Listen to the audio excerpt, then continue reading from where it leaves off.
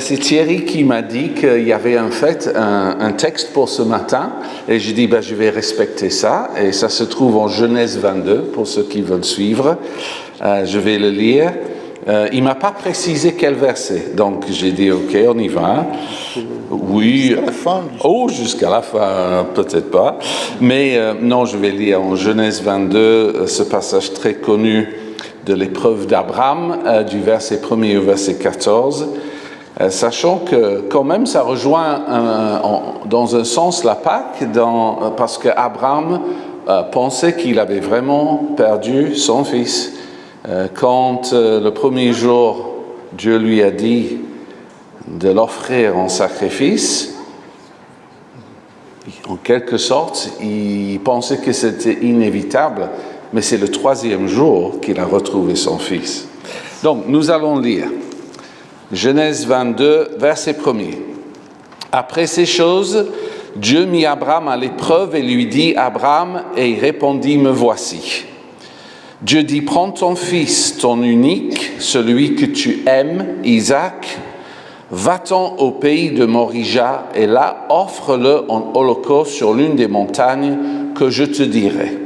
Abraham se leva de bon matin, sella son âne, et prit avec lui 2 serviteurs et son fils Isaac. Il fendit du bois pour l'holocauste et partit pour aller au lieu que Dieu lui avait dit. Le 3e jour, Abraham, levant les yeux, vit le lieu de loin. Abraham dit à ses serviteurs, « Restez ici avec l'âne, moi et le jeune homme, nous irons jusqu'à là pour adorer et nous reviendrons auprès de vous. » Abraham prit le bois pour l'holocauste, le chargea sur son fils Isaac et porta dans sa main le feu et le couteau. Et ils marchèrent tous deux ensemble.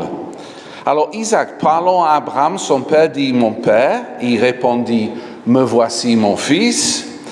Isaac reprit « Voici le feu et le bois, mais où est l'agneau pour l'holocauste ?» Abraham répondit « Mon fils, Dieu se pourvoira lui-même de l'agneau pour l'holocauste. » Et ils marchèrent tous deux ensemble. Lorsqu'il fut arrivé au lieu que Dieu lui avait dit, Abraham y éleva un autel et rangea le bois. Il lia son fils Isaac et le mit sur l'autel par-dessus le bois. Puis Abraham étendit la main et prit le couteau pour égorger son fils. Alors l'ange de l'Éternel l'appela des cieux et dit « Abraham, Abraham ?» Et il répondit « Me voici. » L'ange dit « N'avance pas ta main sur l'enfant et ne lui fais rien, car je sais maintenant que tu crains Dieu et que tu ne m'as pas refusé ton fils, ton unique. » Verset 13, Abraham leva les yeux et vit derrière lui un bélier retenu dans un buisson par les cornes, et Abraham alla prendre le bélier et l'offrit en holocauste à la place de son fils.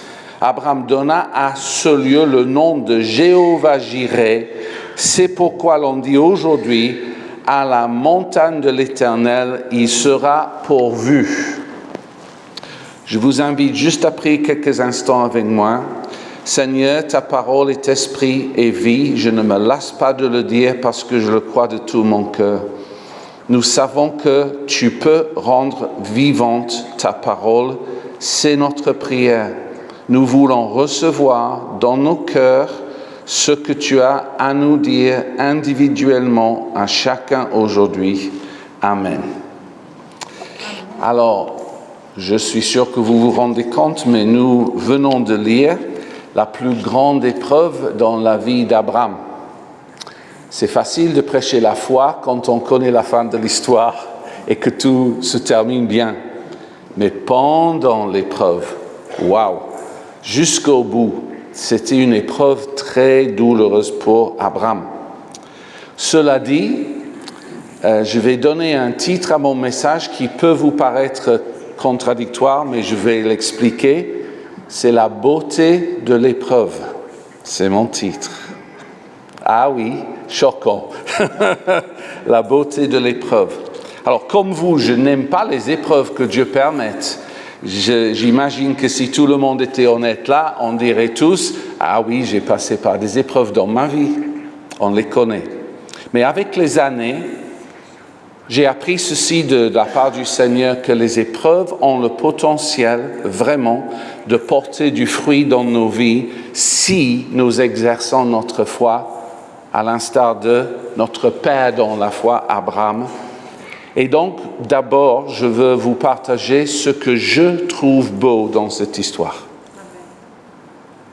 Dès le début, première chose, Dieu rassure Abraham qui comprend parfaitement les enjeux. Je sais que c'est ton fils unique, je sais que tu l'aimes profondément, mais je te demande malgré ça de telles choses. Et je m'adresse à ceux qui passent par des épreuves. Dieu comprend les enjeux. Dieu a tout vu. Dieu comprend parfaitement la situation. Et Dieu n'est pas indifférent à ce que nous vivons. Il sait, Dieu, qu'il demandera à Abraham d'aller jusqu'au bout, même s'il sait aussi qu'il va intervenir au dernier moment. Et ça, c'est une promesse biblique. Dieu ne permettra pas que tu souffres au-delà de tes forces ou que tu sois éprouvé au-delà de tes forces. Mais avec l'épreuve, il pourvoira une solution. La foi va chercher la solution. J'ai entendu récemment que les scientifiques ont fait une étude ou des études sur le cerveau et ils ont découvert ceci. Si le cerveau humain est convaincu qu'il n'y a pas de solution, le cerveau ne cherche plus de solution. Mais s'il y a un espoir de l'intervention de Dieu, nous continuons par la foi à s'attendre à son intervention. Donc pourquoi cette épreuve? Qu'est-ce que Dieu avait en tête? Alors, une première raison que je vous donne, c'est que Dieu voulait montrer aux hommes la profondeur du sacrifice qu'il allait faire lui-même en tant que Père pour nous. Je parle du sacrifice de son Fils Jésus. Il savait qu'il serait obligé d'offrir son Fils en sacrifice malgré l'amour intense qu'il avait pour lui. Il savait que ça se ferait le 3e jour. Il y a plein d'aspects prophétiques dans ce passage. Il savait que ça allait anticiper la résurrection de Jésus le 3e jour. Il savait que le bois serait placé sur le dos d'Isaac pour anticiper Jésus qui allait porter la croix. Et même la montagne qu'il a choisie a vraiment toute son importance parce que c'est le mont Morija. Vous avez lu ça dans les premiers versets. Ce qui signifie « choisi par Jéhovah » ou Yahweh. C'est là, peut-être vous le savez, où Salomon a bâti le temple. Ça, vous pouvez le trouver en 2 Chroniques 3:1. Ça veut dire c'est là où Dieu a envoyé Abraham à 3 jours de marche à l'endroit où Jérusalem et le temple seront bâtis et où Jésus sera sacrifié, au même endroit. C'est pour ça qu'Abraham a pu dire « Dieu lui-même pourvoira l'agneau pour nous ». C'est rempli de déclarations prophétiques. Considérez aussi ceci, leurs âges, l'âge d'Abraham et d'Isaac. On sait qu'Isaac est né quand Abraham avait 100 ans. Ici, au début du passage, Isaac est appelé un jeune homme. Les théologiens qui étudient ces choses, c'est pas moi, je donne ce que je lis, estiment qu'Isaac avait à peu près 20 ans au moment des faits. Donc la question se pose, est-ce qu'un jeune homme de 20 ans ne peut pas résister physiquement à un homme âgé de 120 ans? Est-ce qu'il ne peut pas dire à son père, « Je ne veux pas que tu me lies à l'autel, qu'est-ce que tu fais? Je refuse de t'égorger. » Donc ça sous-entend que Isaac a fini par accepter que c'était la volonté de Dieu et que malgré son désir de vivre, il acceptait d'être donné en sacrifice. Ça, c'est le reflet de Jésus-Christ. Oui, il a agonisé dans le jardin de Gethsémani, mais non pas ma volonté, mais la tienne. Et donc, on entrevoit tout cela. Aussi, c'est la seule fois dans la Bible où Dieu demande un sacrifice humain. Partout ailleurs, c'est interdit strictement par Dieu lui-même.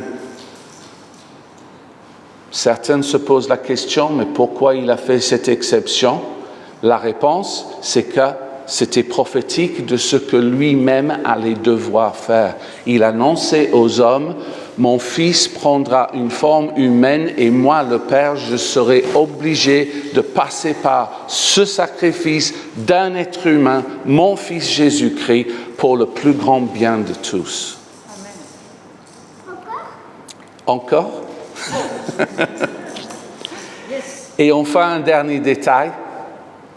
C'est la première fois dans la Bible où on trouve le mot « adoration ». Je cite verset 5, « Moi et le jeune homme, nous irons jusqu'à là pour adorer. » Il y a un principe biblique qui fait que la première fois qu'un principe est énuméré dans la Bible, ça indique quelque chose d'important concernant cela. Ça veut dire simplement l'adoration est vue par Dieu avec un élément de sacrifice. Qu'un sacrifice de louange est une réalité devant Dieu. Et si je peux parler de moi 30 secondes, ce serait pour dire que dans les épreuves que j'ai connues dans ma vie, que je n'ai pas le temps d'énumérer, ce qui m'a aidé le plus de toute autre chose, c'est que je suis resté dans l'adoration de mon Dieu. J'ai apporté un sacrifice de louange. Ça m'a fortifié comme vous ne pouvez pas imaginer si vous n'avez pas fait vous-même. C'est un cadeau du ciel de louer notre Dieu malgré tout ce qui se passe autour de nous. Mais j'aime les révélations dans la parole et je suis obligé de partir un tout petit peu en dehors du texte, pardonnez-moi, mais pour parler de ce mont Morija, parce qu'il y a quelque chose qui s'est passé là que je trouve fabuleux. Donc, je vous explique le contexte. Dès le début de la Genèse, Dieu avait dit prophétiquement au serpent, à Satan, « La postérité de la femme écrasera ta tête. » Eh bien, ensuite, je fais un lien que vous allez comprendre dans un instant. Vous savez tous que David a connu ce moment de grand combat contre Goliath et a vaincu. Ça, je ne vous apprends rien. Mais ce n'est pas tout le monde qui sait, et là je cite 1 Samuel 17, 54, que quand David a coupé la tête à Goliath, il a pris la tête et il l'a enterrée à côté de Jérusalem, sur le mont Morija. Dans la langue hébreu, le mot Goliath et le mot Golgotha ont la même racine. Golgotha, c'est là où Jésus a été crucifié. Donc, beaucoup pensent que ce Golgotha, qui est l'endroit ou le lieu du crâne, s'appelle ainsi parce que le crâne de Goliath a été enterré là.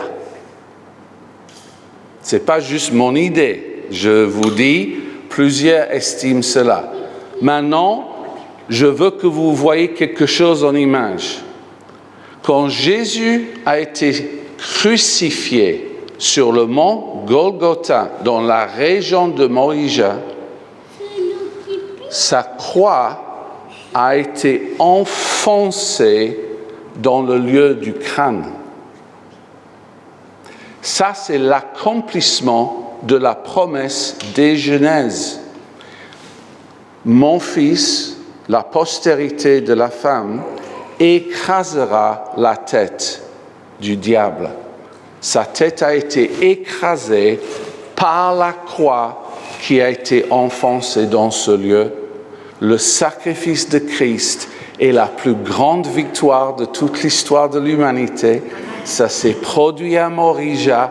C'est ça qui nous libère. C'est ça qui vainc l'ennemi. C'est ça qui nous permet à nous de devenir plus que vainqueurs à notre tour. Alléluia pour ces choses. Mais je redis qu'Abraham ne savait pas tout ça. Mais Abraham nous montre comment nous pouvons gérer nos épreuves. Et je vais finir avec 5 choses ou 5 principes qu'Abraham a découverts que je voudrais pour vous. Des choses pratiques, des choses qu'il a faites, des choses qui nous aident toujours quand nous sommes dans l'épreuve. La première chose, c'est que Dieu ne nous demande pas de comprendre l'épreuve avec notre intelligence. Abraham ne comprenait pas du tout la demande de Dieu. C'était, je dirais, choquant. Donc, comment est-ce qu'il a négocié ça? La réponse, c'est par la foi. Ailleurs dans la Bible, on nous donne un aperçu même du raisonnement d'Abraham à ce moment-là. Il a raisonné en lui-même que Dieu avait la capacité de ressusciter Isaac d'entre les morts. Et donc, il a nourri sa foi malgré son incompréhension. Il a exercé sa foi. Et le résultat de ça, c'est qu'à la fin de l'histoire, Abraham a même eu une révélation supérieure de qui était Dieu. Parce que c'est la première fois dans la Bible où nous avons cette déclaration, Dieu s'appelle Jéhovah Jireh. C'est Abraham qui dit cela. Et qu'est-ce que ça signifie? Littéralement, je sais qu'on dit Dieu qui pourvoira, mais c'est un peu plus, c'est Dieu qui a vu des choses à venir et qui a déjà préparé la réponse. Ça, c'est Jéhovah Jireh. Et toi qui es dans une épreuve, je veux que vous croyiez cela. Rien ne surprend Dieu. Dieu sait ce à quoi tu es confronté. Et il a déjà établi la réponse. Mais cette réponse s'approprie par la foi dans la grandeur et la bonté de Dieu. Deuxième chose qu'Abraham a appris, persévérer par la foi produit la maturité spirituelle. Si Jésus lui-même, le prince de notre salut, et là je vais citer Hébreux 2, 10, a été élevé à la perfection par sa souffrance, c'est quand même un principe pour nos vies. Je me permets de vous citer Jacques 1, 2 à 4 dans la version français courant. Vous écoutez. Mes frères et sœurs, je ne dis pas que vous allez aimer ces mots, mais c'est la Bible. Mes frères et sœurs, considérez-vous comme très heureux quand vous avez à passer par toutes sortes d'épreuves. Car vous le savez, si votre foi résiste à l'épreuve, celle-ci produit la persévérance. Mais veillez à ce que la persévérance tienne bon jusqu'au bout, afin que vous soyez parfaits, sans défaut, et qu'il ne vous manque rien. C'est une grande promesse, un peu difficile à avaler pendant, et glorieux à la fin. Troisièmement, Abraham a vraiment appris à obéir à la voix de Dieu, un pas à la fois. Dieu va te dire le nécessaire dans ton épreuve. Il ne va pas te dire forcément la finalité et tout ce qui va se passer. Pourquoi? Parce que ta foi grandit par chaque pas d'obéissance. Ton écoute de Dieu est aiguisée jour par jour. Et l'écoute d'Abraham lui a aussi permis d'entendre le moment clé « Ne lève pas ta main contre ton fils ». Heureusement qu'il était toujours à l'écoute.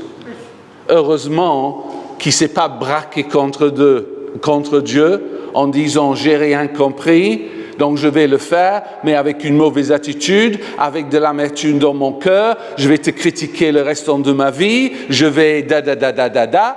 Heureusement, il est resté à l'écoute. Parce que cette écoute a sauvé la vie à Isaac. Quatrièmement, il y a certains aspects de nos épreuves qui restent uniquement entre nous et Dieu. Je dis cela pour cette raison. Les deux serviteurs n'étaient pas invités à monter sur la montagne. Abraham n'avait rien dit à sa femme. Et même aujourd'hui, les théologiens juifs qui parlent de ce passage disent Abraham n'a rien dit à Sarah parce qu'il craignait sa réaction. Est-ce qu'il y a des maris qui peuvent dire Amen? J'ai dit à ma propre femme, par moment, c'est la vérité, quand je te dis quelque chose qui est difficile ou négatif ou qui peut faire peur, si ta réaction systématique, c'est panique à bord, tu dois comprendre qu'il y a des choses que je ne voudrais pas te dire. Parce que je ne veux pas que tu paniques. Donc, soit on avance par la foi ensemble, soit je garde des choses pour moi. Elle m'a compris. Et donc, je veux prophétiser quelque chose sur certains d'entre vous. Mais juste avant, je veux ajouter ces phrases que j'ai écrites. Parfois, les pasteurs sont accusés à tort et Dieu leur dit de ne rien dire à personne. Parfois, Jésus était accusé à tort et il n'a jamais cherché à se justifier. Parce que c'est Dieu qui voit tout et Dieu qui veut te justifier. Donc voici ce que j'ai entendu ce matin. Je lis. Le jour arrive où tu seras justifié aux yeux de tous. Si tu continues à tout remettre entre les mains de Dieu. Et ça, c'est une parole pour quelques personnes ici. Et j'arrive à mon dernier point. Il me reste combien de temps? Beaucoup? 23 secondes. Mon dernier point, c'est... Wow! C'est basé sur le mot qui est utilisé dans le texte pour épreuve. C'est Nassar. Et ce mot vient d'une racine qui signifie en fait une bannière élevée. La racine, je dis bien. Et donc dans la pensée juive, en fait, ce qu'on dit, c'est que Dieu avait un objectif qui était d'élever Abraham par l'épreuve.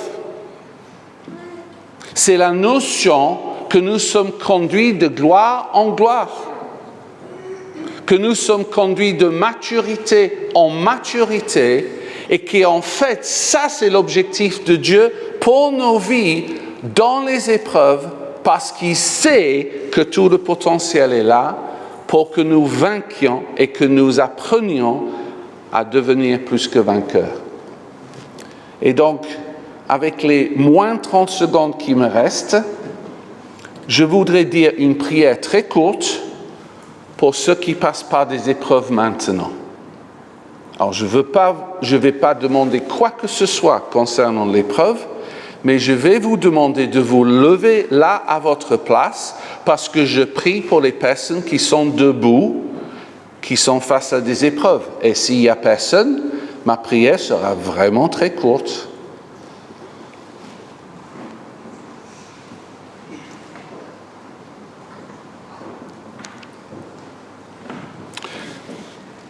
Seigneur, je te présente mes frères et sœurs qui sont debout et toi qui vois tout, qui as compris les enjeux, toi qui les aimes, toi qui les chéris comme tes propres enfants, toi qui es un Père aimant et bon, nous te disons que nous ne comprenons pas, mais aujourd'hui nous te demandons la grâce de répondre comme Abraham, de te faire confiance, de croire que tu n'as pas dit ton dernier mot, de te demander de fortifier notre foi